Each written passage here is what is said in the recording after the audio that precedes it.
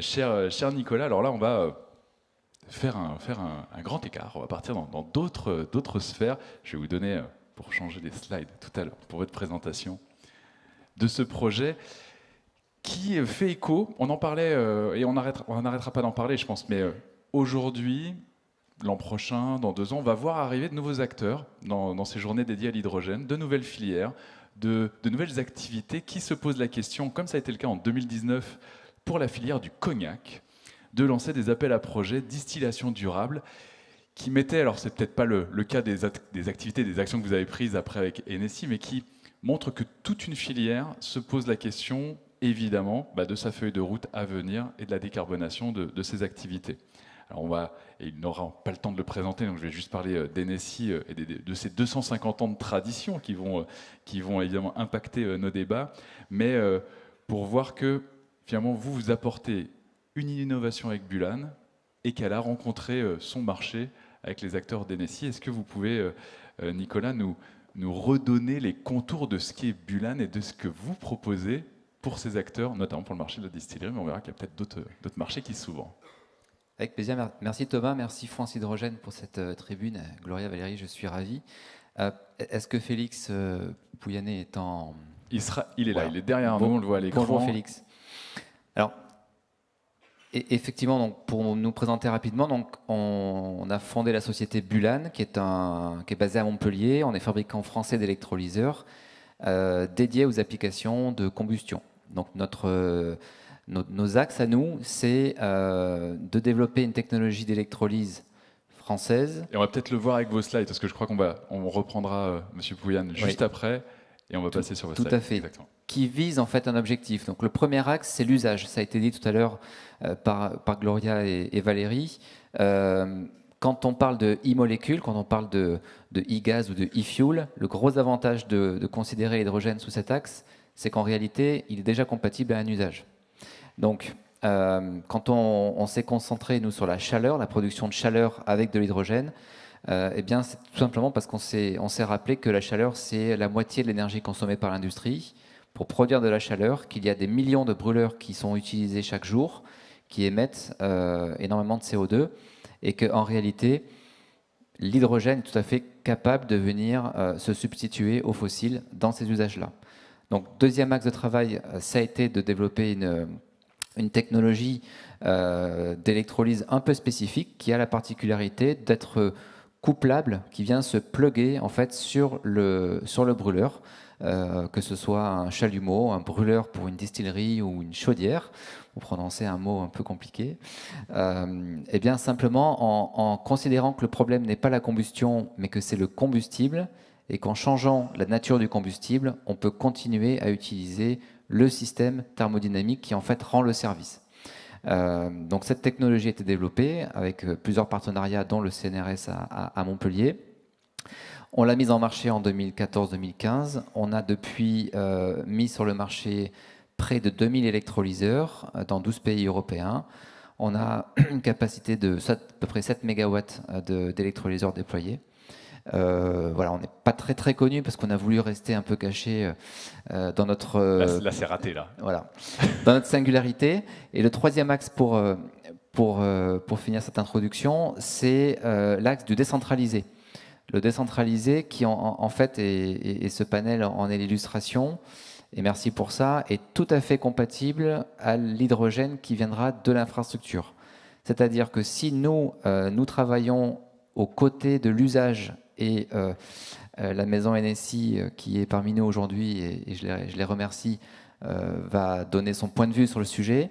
Si l'usage est là et que des acteurs viennent faire en sorte que l'usage peut adopter l'hydrogène et qu'on peut commencer à faire une partie du travail sur place avec une fraction d'hydrogène, donc on parle d'hybridation à 10, 20, 30, 40, 50%, eh bien dans un second temps, l'usage étant prêt, on a créé des off-take pour l'hydrogène qui viendra des infras. Donc, pour casser un petit peu cet antagonisme d'opposition entre le décentralisé et le centralisé, nous, on pense que de l'hydrogène produit directement au point d'usage ouvre la porte à l'hydrogène qui viendra de l'infra. Voilà. Est-ce que... Oui, Juste avant, allez-y, je allez-y. veux rebondir parce que c'est important. Moi, je ne l'ai pas souligné tout à l'heure parce que je pensais que tout le monde était évidemment partageait notre point de vue. Les infrastructures, c'est aussi un frein aujourd'hui, le fait qu'en fin de compte, il n'y a pas de financement des infrastructures. Hein. Quand vous développez un projet, et je rebondis sur ce que disait Nicolas, c'est important. Si vous voulez faire un pipe, si vous voulez faire un stockage, aujourd'hui, vous n'avez pas de financement. Et ça, voilà, ça c'est ça. Et c'est la même chose sur les e-fuels. Aujourd'hui, il n'y a pas d'enveloppe spécifique financement. Et c'est vrai qu'on voit bien le lien entre décentralisé et après centralisé à travers les pipes. Donc ça, c'est aussi important. Et pour compléter, on n'a pas d'aide non plus sur le décentralisé. C'est-à-dire qu'un électrolyseur qui est implémenté au point d'usage à un niveau de puissance qui est inférieur à une capacité, aujourd'hui, n'a pas d'aide au déploiement. Donc c'est aussi un sujet qu'on travaille avec les partenaires. Alors, on va poser la question à Félix Pouyanne, Lafuste, qui est en ligne. Bonjour, bonjour monsieur. Bonjour, bonjour à tous. Bonjour. Alors, à écouter les échanges ici sur le plateau, pourquoi aller vers toutes ces contraintes? Vous n'avez pas d'aide, la technologie, elle a l'air robuste, mais finalement, c'est tester quelque chose que vous n'étiez peut-être pas obligé de faire. Qu'est-ce qui a motivé le choix d'Enecy? Et je le rappelais, vous êtes responsable et engagé dans la protection de votre terroir. C'est plutôt ça l'image qu'on a. C'est un terroir, c'est un historique à défendre, et des façons de faire, des savoir-faire aussi qui sont parfois centenaires. Donc là, c'était vraiment changer la donne. Alors, si je peux me présenter rapidement, donc je suis Félix Pouyanne-Lafuste, je suis directeur technique distillation au sein de la maison Enecy, pour laquelle je travaille depuis près de 10 ans. Je suis aussi membre du comité de dégustation, donc je ne vais pas développer cela aujourd'hui, mais ça a beaucoup d'importance pour nous et c'est lié évidemment à la qualité du produit et au savoir-faire qui a plus de 250 ans. Je ne sais pas si vous m'entendez très bien. Très bien. D'accord, parfait. Et effectivement, nous, je dirais, ça date pas d'hier finalement notre engagement pour l'environnement. Et là, j'entends parler beaucoup d'hydrogène de décarbonation. Il est bien évident que dans notre approche industrielle, nous, depuis plus de 20 ans, on cherche à réduire nos consommations avant d'aller décarboner l'énergie résiduelle, je dirais, qui reste bien sûr relativement importante. La distillation, qui est donc le cognac, c'est un spiritueux de distillation, c'est-à-dire qu'on a cette étape, on a une étape de vinification, on va distiller le vin et ensuite on va obtenir une eau-de-vie nouvelle qu'on fera vieillir et qu'on assemblera. Ça va très vite, mais c'est pour dire que cette étape de distillation, elle est importante du point de vue consommation énergétique puisque de tout temps, elle a utilisé des combustibles du fait que le cahier des charges de l'appellation, et là je reviens à votre question sur le terroir, nous impose à ce jour qu'il y ait une flamme sous l'alambic. Donc, c'est-à-dire qu'on distille avec une flamme. Et pour qu'il y ait une flamme, il faut brûler quelque chose, donc un combustible. Et toute l'histoire du cognac est liée à ces combustibles avec le bois, avec le charbon, avec le fioul, avec le gaz naturel et le propane aujourd'hui. Et donc, ça nous a semblé assez évident de poursuivre dans cette voie avec le... alors, Bulan, Nicolas disait qu'il se cachait. Ben, nous, on l'a quand même un petit peu trouvé, puisque dans notre approche, on avait cette notion de... effectivement, d'aller chercher un spécialiste de la combustion, de l'hydrogène, pour voir s'il était possible avec, et c'est important parce que vous avez parlé d'investissement, avec du matériel existant, d'avancer sur la décarbonation avec les feuilles de route qu'on peut avoir soit sur les entreprises, soit au niveau européen, mais dans tous les cas, avec un cap à 2050 qui est la neutralité. Bien sûr, il y a des étapes, 2030, 2040, et donc de commencer à décarboner avec l'usage de l'hydrogène vert, notamment. Oui. Non, pas de questions ici. Je vous laisse continuer. D'accord. Et donc, c'est en 2020 qu'on s'est rencontrés. Alors, en premier contact en 2019 et en 2020, donc avec la société Bulan. Et on a vraiment entamé une démarche de R&D commune, de partenariat sur ces aspects de combustion, puisque nous, on avait bien sûr la maîtrise, je dirais, du savoir-faire, de l'usage. Et en face, il y avait la maîtrise des notions de combustion et de production d'hydrogène. Ce qui nous a paru intéressant dans le projet est forcément lié non seulement à l'usage, mais aussi à la typologie des distillateurs de la région. C'est-à-dire que nous, Enecy, on distille dans nos murs, bien sûr, mais la majorité de nos eaux de vie proviennent d'exploitations qui sont dispersées au sein de l'appellation et qui vont avoir soit des tailles différentes. Alors, quand je dis des tailles différentes, une unité de distillation, c'est un alambic, et on peut aller de un alambic à plusieurs dizaines. Donc, c'est des tailles différentes d'exploitation. ce sont des situations géographiques différentes. Donc, ça veut dire des exploitations qui sont soit alimentées au gaz naturel, soit au propane lorsqu'elles sont éloignées des réseaux. Donc, situation géographique différente. Des personnes qui mènent ces installations aussi différentes. Ce sont en général des viticulteurs avec plus ou moins, je dirais, d'appétence pour les technologies. Donc, il faut qu'il y ait de l'innovation, certes, mais il faut qu'il y ait beaucoup de pragmatisme. Parce qu'au final, ces solutions, c'est pas NEC qui les impose, ce sont les partenaires qui s'en emparent. Donc, nous, on regarde au travers du prisme de la simplicité, du pragmatisme, de la modularité, de la flexibilité et de l'économiquement cohérent. Voilà ce qui nous a poussé à travailler ensemble. Et donc, dans le projet, ce qui est intéressant, c'est que si on l'a fait très rapide, bien sûr, on a fait de la recherche sur banc d'essai, mais sur des brûleurs existants. C'est-à-dire, on a pris les brûleurs qui existent dans notre région et on a regardé comment on pouvait injecter une part d'hydrogène, tout en maintenant la même qualité de combustion et les mêmes caractéristiques de combustion. Première étape. Deuxième étape, on a placé ce brûleur, hors de nos résultats, on a placé ce brûleur sous un alambic et on a produit dès février 2022 les premières eaux de vie nouvelles de Cognac avec une part d'hydrogène vert, environ 20-25%. C'est 20-25% de décarbonation quand même au passage. Donc, quand je parle de feuille de route, ça a vraiment du sens. Là, on continue, c'est-à-dire qu'on va poursuivre en 2023 avec, je vous parlais de partenaires distillateurs, l'installation chez un partenaire au propane et chez un partenaire au gaz naturel d'un électrolyseur pour continuer à prendre de l'expérience sur ces sujets-là. Et on prévoit un début de déploiement pour 2025-2026 sur la partie hybridée.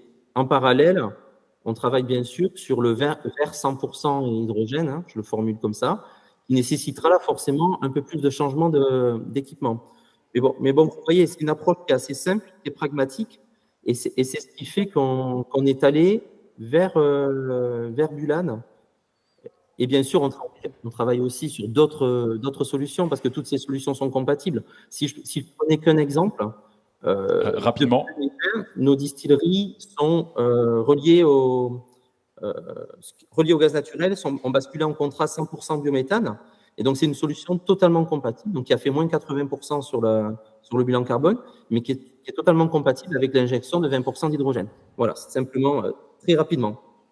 Merci beaucoup pour cette intervention. Alors, on n'a pas entendu parler de chiffres, obligatoirement, mais on imagine que ces investissements, ils sont possibles aussi parce qu'une entreprise comme NSI a les moyens d'aller vers ce genre d'investissement en solo, ou est-ce que vous avez cherché beaucoup de subventions, il y avait de l'aide pour vous? En fait, peut-être j'ai une slide sur le projet pour que ce soit un peu plus visuel pour tout le monde. Voilà, donc, on a développé en fait un électrolyseur sur mesure, à façon, qui est capable donc de convertir un alambic, enfin en tout cas de se plugger à un alambic. Et donc aujourd'hui, on est dans des taux d'hybridation qui sont proches de 50%. Et qui en plus est un électrolyseur qui a des codes esthétiques, qui va s'intégrer visuellement dans tout l'environnement. Non, on n'a pas de subvention dans ce projet, on a tout financé en fonds propres avec la maison NSI, à part égale, on a des vrais partenaires et c'est vraiment une très très belle histoire. Et l'idée par contre c'est de travailler sur un contrat de filière, donc de serviciser, de conserver, faire des petits et finalement aller vers la filière. Ce qui est important, ce que Félix également évoquait, c'est la réplicabilité du modèle. Aujourd'hui, dans la filière cognac, vous avez un alambic de 25 hectolitres, qui est une unité fonctionnelle type, et vous en avez 3500. Donc, ce qu'on a validé à l'échelle d'un alambic avec la maison NSI est réplicable 3500 fois. Donc, on parlerait potentiellement de 3500 électrolyseurs. Et ce qu'on cherche à faire, c'est ça aussi, c'est défendre l'industrialisation des technologies françaises par la massification du nombre de machines à produire. Parce que sinon, les technologies seront produites massivement très loin, et un jour, on les importera. Là, le cas d'usage, la molécule hydrogène bien amenée dans le cas d'usage, avec un développement spécifique, permet de rendre possible et compatible et donc cette rencontre entre l'usage à l'hydrogène avec une technologie qui est réplicable 3500 fois. Et donc, on pourrait faire des gigafactories d'électrolyseurs, non pas en gigawatts, Mais Parce que là, on est à quelques centaines de kilowatts. d'utilisation. Mais faire des milliers d'électrolyseurs et puis sur en plus des filières qui sont stratégiques pour notre pays, qui s'exportent, donc qui peuvent aussi rayonner à l'international. Ce qu'on peut ajouter, si je peux me permettre juste rapidement, et qui est essentiel, je pense que ça a été dit en creux, mais bien sûr, l'hydrogène, il est produit par unité fonctionnelle, ce que disait Nicolas, et il est consommé au fil de l'eau, si je puis dire, et il n'y a aucun transport forcément et aucun stockage non plus. Oui, tout à fait. C'est à façon, c'est vraiment à façon. Voilà, on est sur une approche qui a aussi visé à simplifier au maximum l'ensemble de l'analyse risque et réglementaire. Donc on fonctionne effectivement en flux continu, à très basse pression et sans stockage. Donc on fait vraiment une hybridation on-time du système et ça revient à une électrification indirecte via une molécule électrique. Bon, on l'aura compris, la temporalité est importante. Je vois Gloria qui reprend le micro. Le mot de la fin est pour vous, Gloria. Donc vous pourrez terminer. Merci. Vous avez commencé, vous pourrez terminer. Merci beaucoup pour ces explications et merci à vous, Monsieur Pouyanne, la FUST à distance. Merci beaucoup. Avec plaisir, merci.